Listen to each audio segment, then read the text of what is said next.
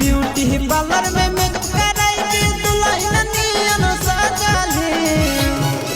लगाई के fair lovely हमर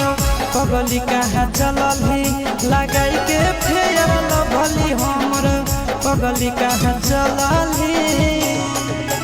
थपड़ी अब बजाई हो ढेर दिन मजा मोरली थपड़ी अब बजाई हो ढेर दिन मजा मोरली लगाई के फेयर लभली हम तो भतारा घर चलली लगाई के फेयर लभली हम तो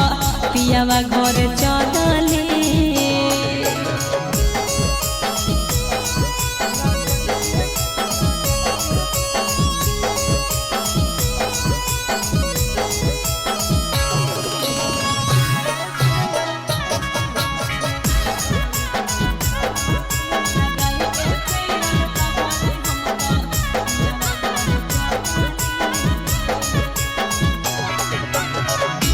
हर के नाता गेली भई हो ससुरार से